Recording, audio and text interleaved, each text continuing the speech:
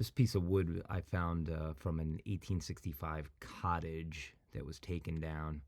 Here I am cutting it with a metal saw, actually, because there was so many nails in it. This wood was basically unworkable. It was twisted, split, warped, you name it. It had all the bad attributes. The one thing it had going for it is it had a lot of character. And I figured, you know what, I'm up for the challenge. I'll try to make something out of it. So I literally just sat in front of it, stared until something just popped into my head.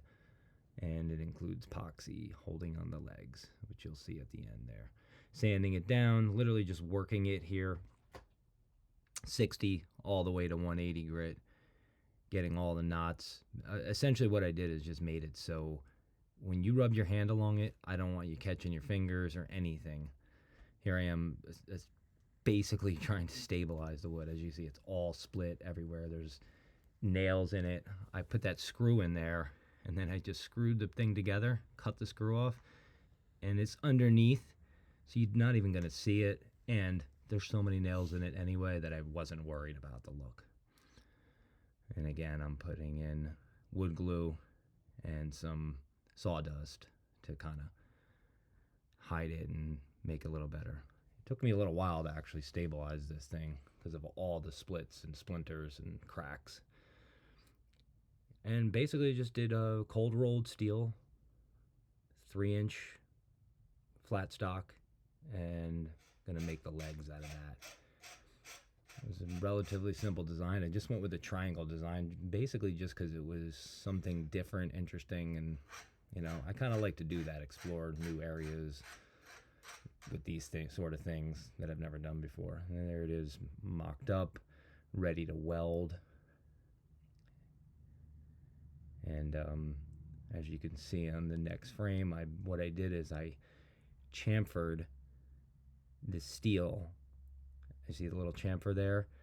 And then I literally just filled in with MIG welds, as you'll see here. Just dot, dot, dot, MIG weld, and then I ground it flat.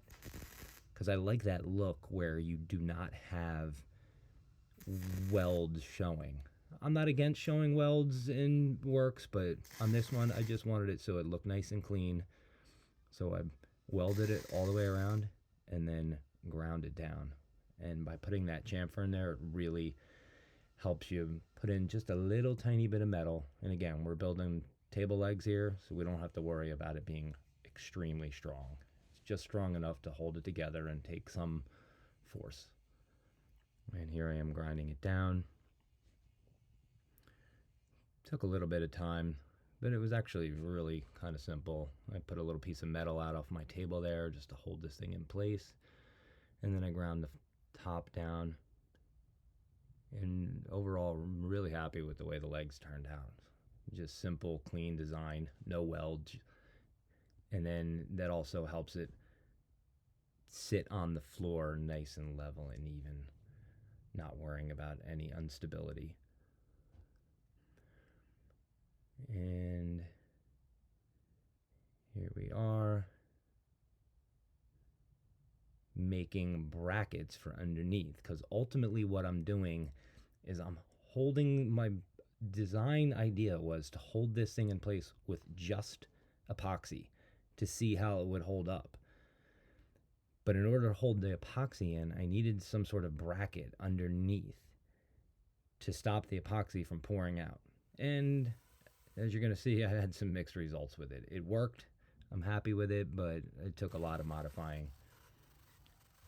And just countersinking the brackets right here. The legs are painted up. You see I put tape around it because that's where they're going to be sticking through the wood. The wood has a bunch of mortise holes in it from 1865, from when this was in that cottage.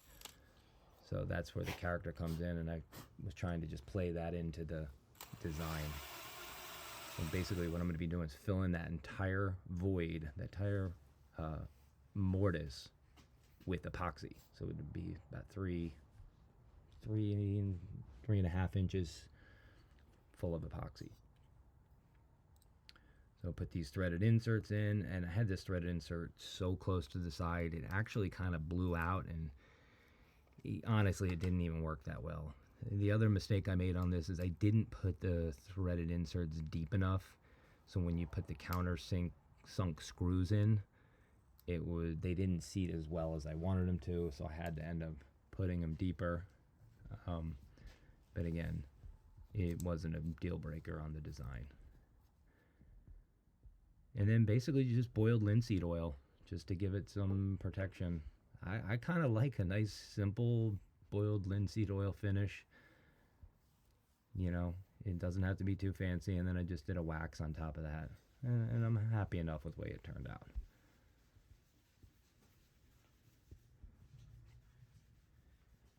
Yeah, I'm just working it in here.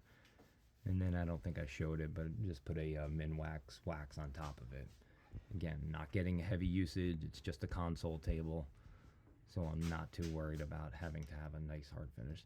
And here's the brackets. I just handmade them, and you'll see the steel legs are going to stick out. And then I put black silicone around everything in order to make it epoxy tight, if you will.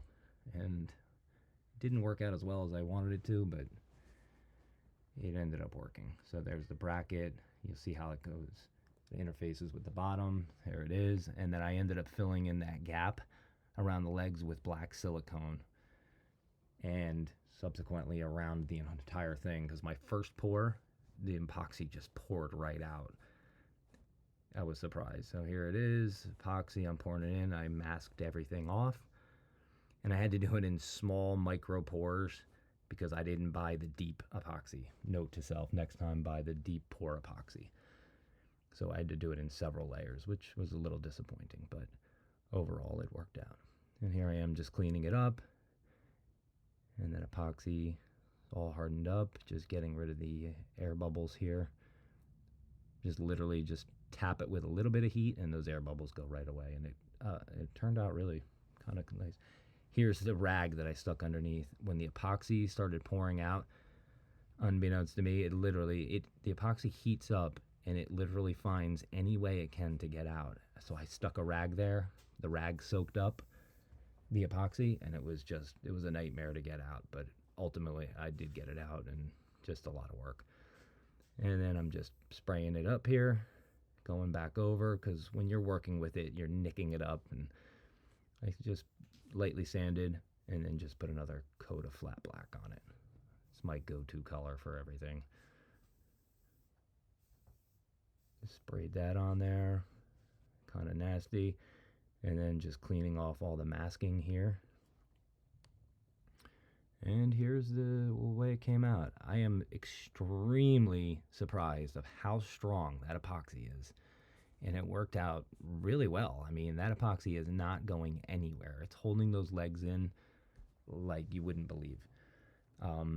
So yeah, ultimately real happy with it. And it was kind of interesting. It was literally a useless piece of wood that it was really slated to go into the dumpster. But I was like, you know what? Let me pick that up and try to do something with it. And there's cool shots at the end here. And I'm very happy with this. So, yeah.